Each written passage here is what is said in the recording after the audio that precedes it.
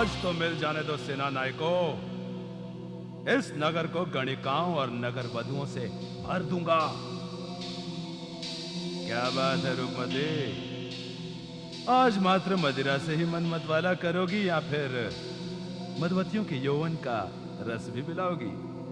श्रृंगार कक्ष में चलें देव। आप सबके लिए कोमल कोमल कन्याएं रूप मदिरा छलकाने को उतावली हो रही हैं। तो फिर देर किस बात की, चले?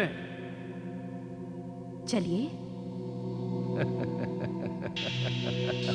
ये दुष्ट मेरा कर्तव्यनिष्ठ बनकर मुझे मारना चाहता है और मैं इसे ही राजा बनाने की सोच रहा था। अच्छा हुआ मैं समय से पूर्व ही सावधान हो गया। तुम्हारा लाख लाख धन्यवाद विद्यासागर। तुमने मुझे अपनी प्रजा को खाने ढकेलने से बचा लिया।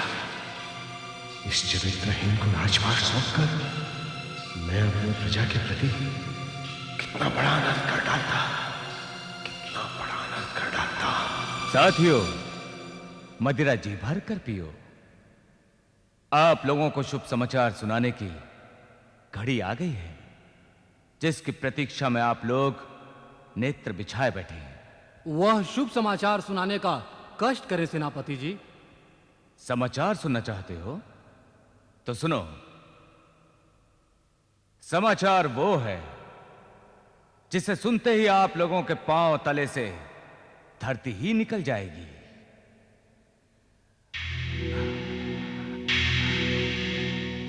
साथियों, मूर्ख राजा ने मुझे अपना राज प्रमुख बनाने का वचन दिया है।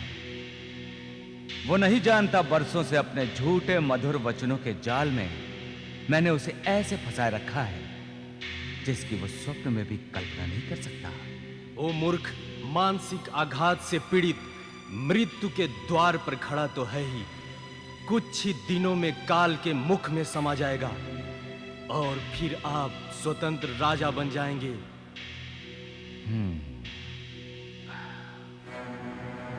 प्रिय साथियों, राजा बनते ही मैं आप लोगों को उचित मान, सम्मान, वैभव से भर दूंगा। ये मुझे इस मदिरा की शपथ है। स्वामी, ये आप कैसी बातें कर रहे हैं? राजा तो भगवान का स्वरूप होता है और आप उनके मरने की कामना कर रहे हैं। ये तो अच्छी बात नहीं। मूर्ख, ग्रास अभी मुख में गया नहीं और छींक कर आने वाली शुभ घड़ी को अशुभ बनाता है। जी, मेरा मतलब ये है कि मूर्ख, खाता मेरा है और सोचता राजा का शुभ है। स्वामी, मैं दूसरों जैसे मुख देखी नहीं करता। मेरे वचन कटु अवश्य हैं, परंतु आपके हित में है। मूढ़, ढील क्या देती तुझे? मस्तक पर बैठ रहा है। स्वामी, यदि छोटा दास भी हित की बात करे तो सुनना चाहिए। कहीं राजा को आपकी योजना का पता चल गया तो आप कहीं की नहीं रहेंगे।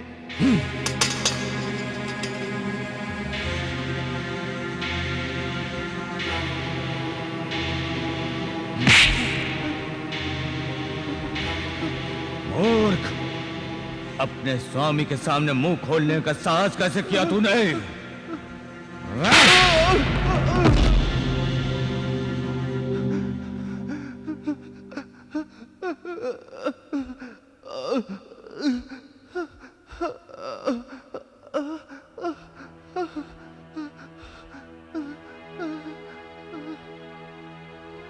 एक दीनहीन पर हाथ उठाना आप जैसे शक्तिशाली शूरवीर सेनापति को शोभा नहीं देता। मूर्ख, क्या तू नहीं जानता निर्बल पर ही शक्ति का प्रयोग किया जाता है? वैसे तू है कौन और भीतर आने का साहस कैसे किया तूने? जी, मैं काशी की ब्राह्मण सभा का अध्यक्ष हूं। महाराज की दीर्घायु की कामना से हम महामृत्युंजय का यज्ञ कर रहे हैं। आप राजा के प्रमुख शुभचिंतक हैं। आपसे ही दान का श्री गणेश करने आया हूं।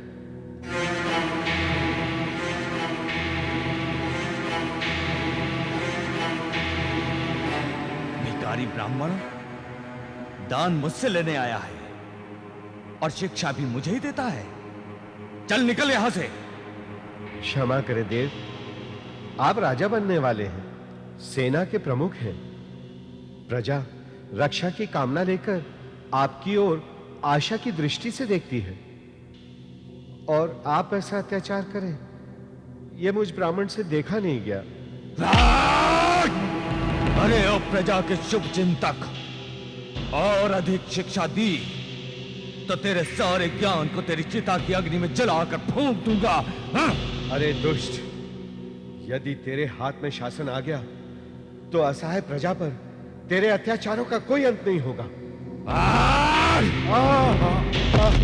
सेनानायको,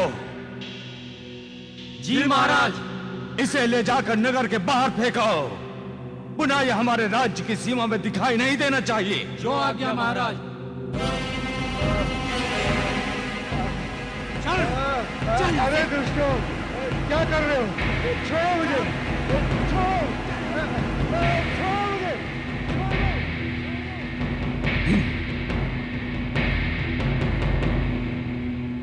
छोड़ो मुझे। चल यहाँ से।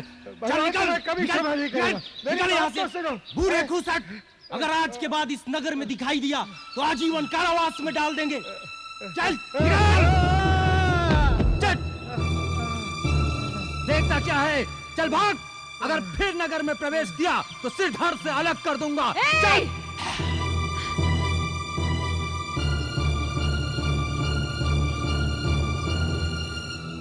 उठो बाबा, उठो। ए दुष्टों, एक बूढ़े ब्राह्मण पर अत्याचार करते हुए लाज नहीं आती? चुप कर, जानती नहीं हम सेनापति के सैनिक हैं? अरे बड़े आए सेनापति के सैनिक, बल दिखाने के लिए तुम्हें ये बूढ़ा ब्राह्मण ही मिला था। किसी शक्तिशाली से 2 हाथ करो तब जानू। चुप कर कल मोहे, अन्यथा तेरी भी यही दशा कर देंगे, समझे? ये कुल्हाड़ा देखा है? वृक्ष की भांति तेरे धड़ के भी 2 टुकड़े कर दूंगी। क्षत्रिय की बेटी हूँ मैं, किसी भ्रम में मत रहना। सच के आगे किसी सैनिक, सेनापति या राजा से नहीं डरती। हाँ। तो तू नहीं मानेगी? बल है तो आजा। तेरी तो। अरे तू किसके मुंह लग रहा है? इसकी भ्रुकुटियां तो ऐसे ही चढ़ी रहती हैं। ये हमारे पिछले झोपड़े में रहती है। चल, सेनापति जी हम लोगों की प्रतीक्षा कर रहे होंगे। हाँ? यदि सेनापति जी की योजना को सिद्ध न करना होता तो इसके यवन का मद यहीं उतार देता। ओए, बड़ा आया मद उतारने वाला। अकेली रहती हूँ मैं, और मेरे घर का पता तेरा साथी तुझे बता ही चुका है। जब भी अपनी शक्ति दिखाने की इच्छा हो, आ जाना मेरे घर। ये परशुराम का फरसा है, सर पर पड़ेगा ना तो नानी याद आ जाएगी, समझा? चल जा। घमंडी लड़के! अरे चलना यार, इस लकड़हारन के मुंह क्या लग रहा? छोड़ूंगा नहीं, देख लूंगा तुझे। अरे तो आना, चूड़िया पहन रखी है क्या? हाँ? चल चल चल अरे यार। अरे आना भीरू, डर गया क्या? देखा, डर गए दोनों। अरे बाबा, आपके तो हाथ से रक्त बह रहा है। पास ही मेरा घर है, आप वहाँ चलिए, मैं वहीं आपका उपचार कर दूंगी। हाँ, चलिए।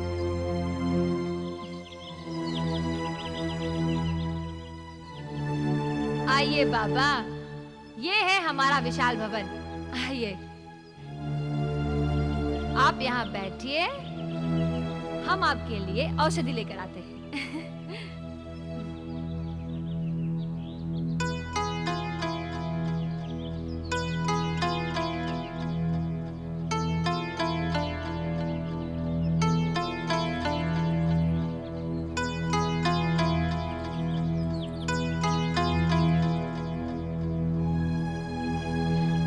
बाबा, आपकी औषधि तैयार।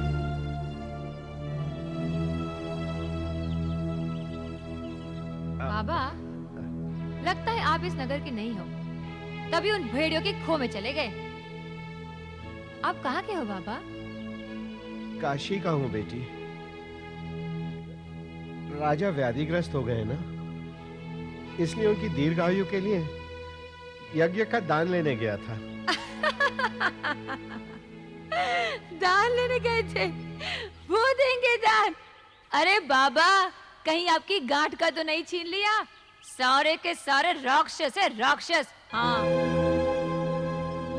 बाबा, मुझे तो लगता है हमारा महाराजा सटिया गया है, जो ऐसे नरबख्शियों को सेनापति और सैनिक बना रखा है।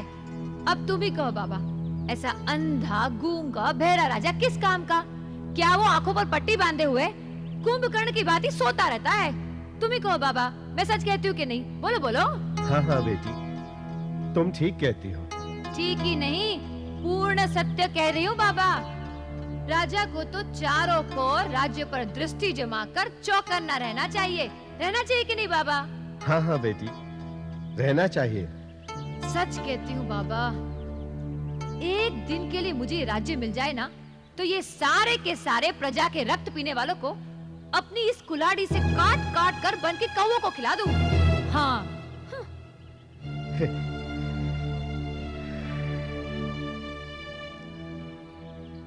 बाबा, आप ही बताइए, जिसके राज्य में प्रजा को सुख शांति ना मिले, ऐसा राजा किस काम का?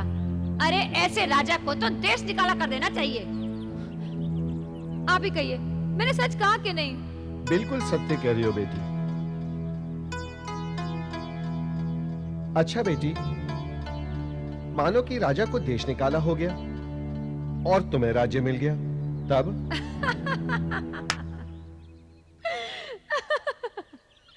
बाबा, मैं श्रम बहाकर रात दिन वन से लकड़ियां काटकर नगर में बेचती हूँ। अरे उसकी भी मुद्रा ये राजा के अधिकारी नहीं देते।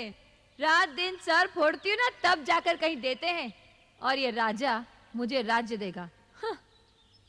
कल्पना करो बेटी, स्वप्न में ही सही, यदि तुम्हें यहाँ का राज्य मिल जाए, तब? तब तो मैं सर्वप्रथम अपना फरसा लेकर माता भवानी बनकर राज सिंहासन पर बैठूंगी और ऐसे दुष्ट कर्मचारियों को दंड देकर न्याय करूंगी। और रात को अपने अश्व पर बैठकर प्रजा के दुख और पीड़ा देखने निकलूंगी। तेरे विचार तो बहुत अच्छे हैं बेटी। सो तो है बाबा। तू हृदय की भोली और करुणा की मूर्ति है। बेटी, तेरा नाम क्या है? अरे बाबा, नाम ना ही पूछो तो अच्छा है।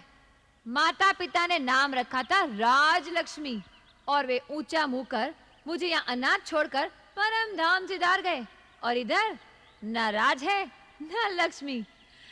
अपने पास तो केवल ठन ठन पाल मदन गोपाल, वारी Rajalakshmi.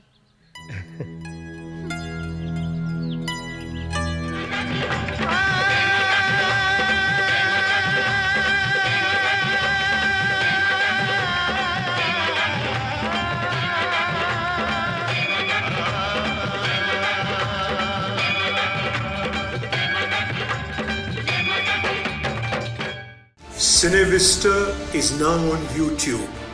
Like, share and subscribe for more.